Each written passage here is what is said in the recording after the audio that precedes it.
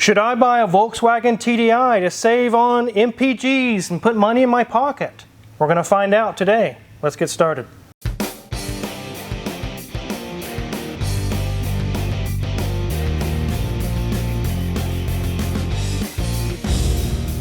This is a 2013 Volkswagen Touareg TDI. No, it's not the V10 TDI. This is the 3.0 V6 turbo diesel. It's in here for some issues. Something's causing an oil leak, and we'll show you here in a little bit how the belly pans are soaked in oil. They want an inspection done, a transmission service, because this vehicle is owned. Wizard, what did you do? I robbed a bank. Shh. Wizard. Are they gone? Oh, no, they're right out there. Good, they didn't catch me. Like I mentioned, this one's getting handed down. The owner is going to be giving this to their daughter, and they want it checked over, and also it's going to be doing some light towing. So they wanted the transmission service to make sure it can handle that, figure out what's going on with this leak. Is it something major? Is it something to worry about right now? And just a general inspection of the vehicle, but also we're going to do in this video of, is a TDI a good deal? I'm going to tell you right now, in certain years, yes. In other years, no. Absolutely not. Let's go ahead and take a look around this really sweet Touareg. Here's the front of this Touareg, and you can see it is a newer model. It has a nice clean front end on it. It's a beautiful navy blue color, kind of a metallic blue. It's a little dirty. It's been driven. It's got some dust on it, but otherwise it's in pretty decent shape.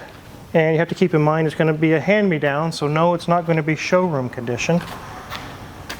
There's no dents or anything, no rust going on this side. It has tons of stickers on the back. You can see it says Touareg TDI. Has a little puppy dog, Mrs. Wizard. That looks like a little boxer. Or a pug or something. It's cute. But on the front right passenger side, you can see there is a wheel arch trim piece molding missing. Maybe something hit it and got knocked off, but nothing that's going to keep the vehicle from running or not, so we're not going to worry too much about that. Let's let Mrs. Wizard show you guys around the interior. There it is, 123,593 miles. And it's going to present very nice in here. You can definitely tell what the owner likes. So let's go ahead and move up from this gauge cluster.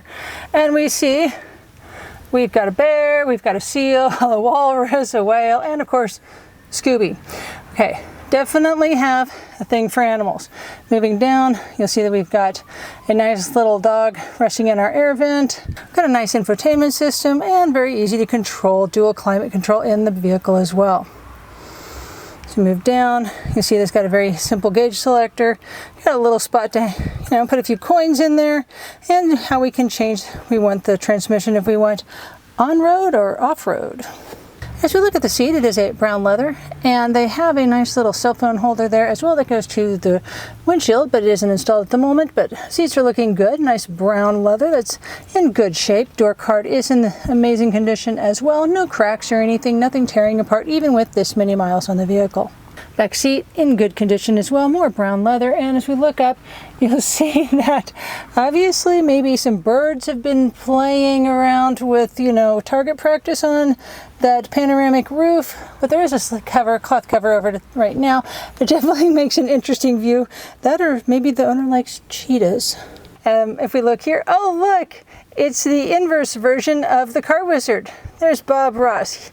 He's the man of paint, and well, the wizard is the man of cars.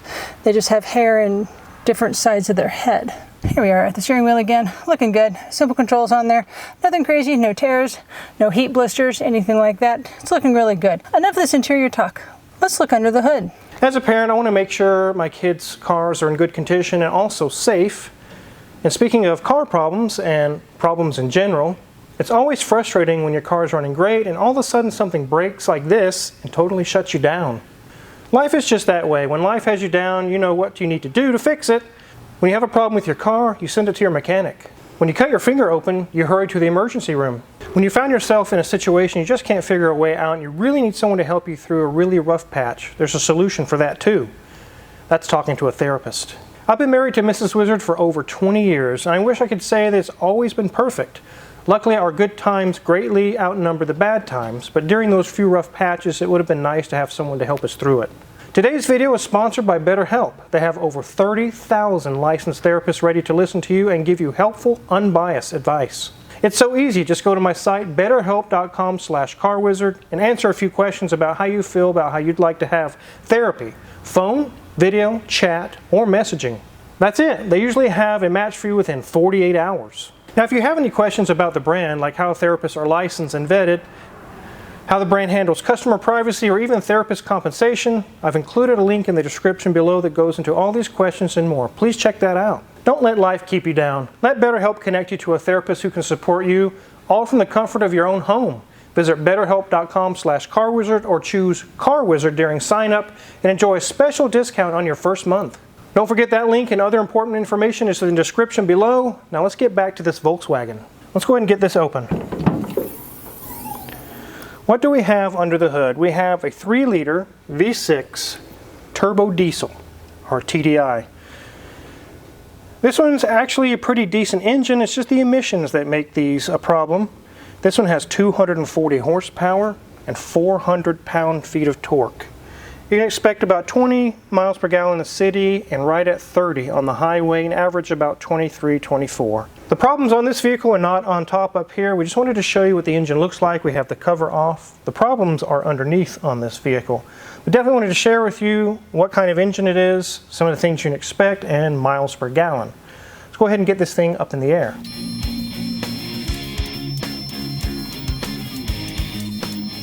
So we mentioned it had an oil leak. Let me show you the belly pans that have been removed. They're soaked pretty heavily in oil. You see it's got lots of sand and silt and things, dirt and oil, all soaked into this pad. The pad's there for sound absorption, but it does absorb liquids as well. This is something that hasn't happened over the past week or two. It's been happening for a long time. All that oil seems like it's a massive leak, but we found it's actually not so bad. So let's start with the front and work our way back to the oil leak. Right here is our radiator core support. There's no leaks going on there. There's our fans. There's some pipe there for the air intake. Our front lower oil pan is not leaking. It's all nice and dry there. Let's check out our brakes. Very hard to see on camera, but these are getting very thin.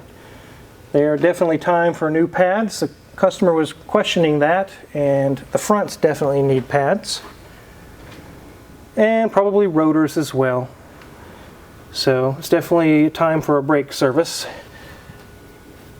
CV boots are good, struts are dry. Nothing loose there, nothing loose there. I'll give one quick shake over here. Everything looks good there as well. Now our oil leak, Danielson's actually been looking into this one, and it was pouring all in this oil pan area. You can see a white powder that's on the side of the upper oil pan.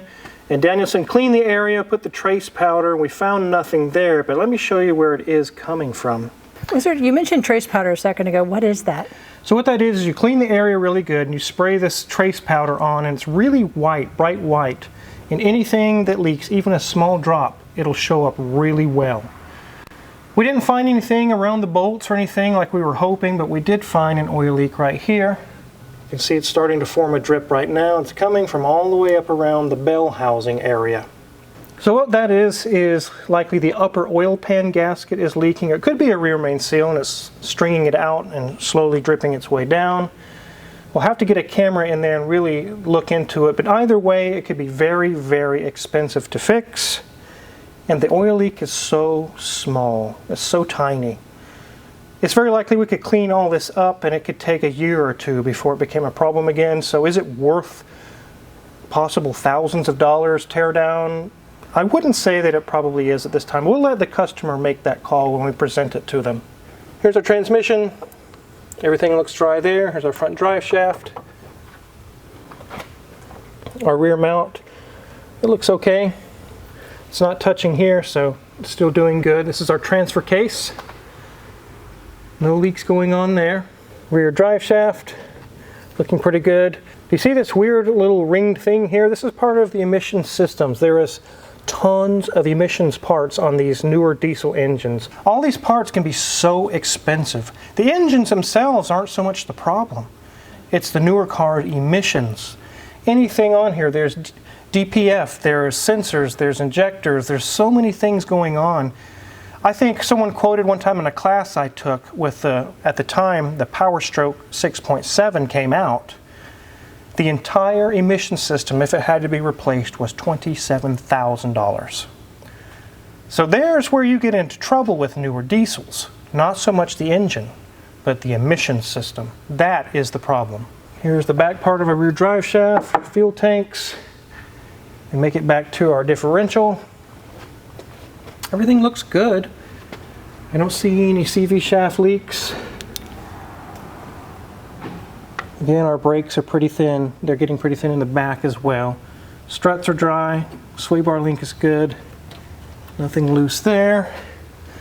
CV boots are good. Strut is dry. Sway bar link is good. And brakes are getting, they got probably 10 to 15% remaining on all the brakes. Sway bar bushings are good. And here's our big muffler. Looks like a second pipe could have gone into there. Tires are looking okay. I'm going to go ahead and lower this down. I want to show you another part of the emission systems that so many people get into huge, massive trouble with. So we are at the back of the car, and like I mentioned, the problem with newer diesels is not so much the core engine itself. It can be if they're made poorly, but it's all the emissions garbage that's tied onto it. So where do you put fuel at in this vehicle? I'll show you the fuel door. It's over here. Right here it says diesel fuel. Sometimes on some of the pickups it'll have DEF fluid or DEF fluid. It'll be right next to it, right here. But this one is in the back by the spare tire. Now keep in mind, when we're maintaining this vehicle and having to fill DEF fluid and all this other stuff, we're having to do all this stuff. It's quite a bit more maintenance. Right there you can see AdBlue, which is Volkswagen's version of DEF fluid, diesel exhaust fluid. It goes into that little fill port right there. It will let you know on the dash when that's getting low and it's time to add some more. That little injector I showed you on the exhaust is actually one of the places it can actually take that fluid and spray it into the exhaust. It's actually urea, and it helps to catalyze the smoke and kind of clean it up a little bit. But that's not the trouble. Let's go talk about the trouble of these vehicles. We get a lot of questions on these newer diesels, and one of them is like, if the DEF fluid runs low, can I just keep going? No, the computer will not allow you to do that. It'll actually go into reduced power mode, or even in some instances on vehicles will not allow you to start your vehicle or at least put it into drive and go anywhere. It'll be in kind of a limp home mode, and you'll have a bunch of warnings on your dash, and it'll say DEF fluid low or DPF system failure. I've heard so many people that order these newer diesel trucks that have tons of emission systems similar to what this has. And they use these trucks for business. They're towing a load, they're making money, and something will come up on the dash and says, there's a problem with the emission system, you're done. Pull over. I'm not allowing you to drive anymore. And then they get it to a shop and find out what's wrong. Something's wrong with the emission system. It's going to be $11,000. And they're like, holy crap. That went up fast. It's not that I'm against the ideas of saving the planet or things like that. I'm also not against TDIs. If you purchase an earlier TDI, like 98, 99, 2000 year, those things can get 40 and 50 miles per gallon, and they don't have all this stuff attached to it. Yes, you should buy one of those. This customer is very likely mechanically inclined. They understand what's going on. They've been maintaining it. They've been keeping the AdBlue topped off. They've been taking care of everything. If that's you, yeah, you could probably get one of these and you understand what you're getting into. But for most of the general public, I cannot recommend a newer diesel of any brand, any make. Car, truck, SUV, it doesn't matter. Because so many people, when they start running into the problems of the emission system, they don't know what they've just gotten themselves into, and they're severely pissed off. They're like, I didn't sign up for this. This is insane. Trust me, guys, I've gotten those angry phone calls. They're not mad at me. They're just venting. They're like, I can't believe this. But even if you're mechanically inclined, it can happen. Just like Jared from the Questionable Garage had tons of trouble with his Nissan Titan XD. He finally threw in the towel. He got it fixed, and he says, I'm done. I'm done with this. I don't have time for this. So keep that in mind when you're looking at a TDI. And I have one more scenario I'll share with you. One thing, I've seen this a few times with trucks and a few Volkswagens as well.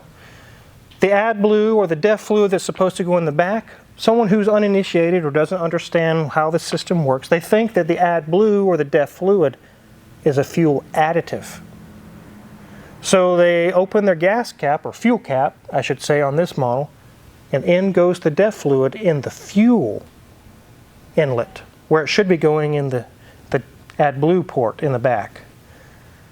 That wrecks the entire fuel injection system, high pressure pump, injectors, filters, all these things. Easily $10,000, $15,000, $20,000 in damage.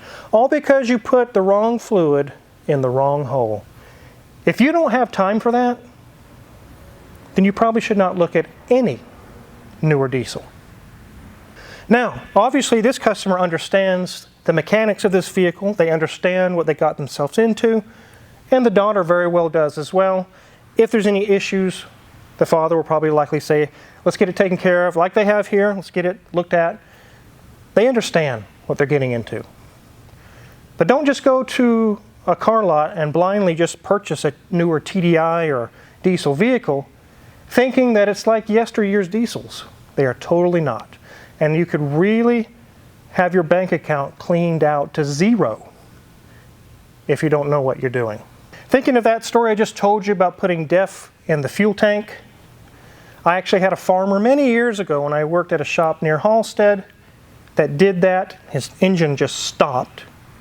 It was in the middle of harvest. He really didn't have time for it. And when we told him it was going to be 10 grand, it has all 8 injectors, high pressure pump, everything has to be replaced. It scored the insides and ruined it. He cried. He literally cried right there in the waiting room. He's like, I don't have time for, I've got to get harvest done.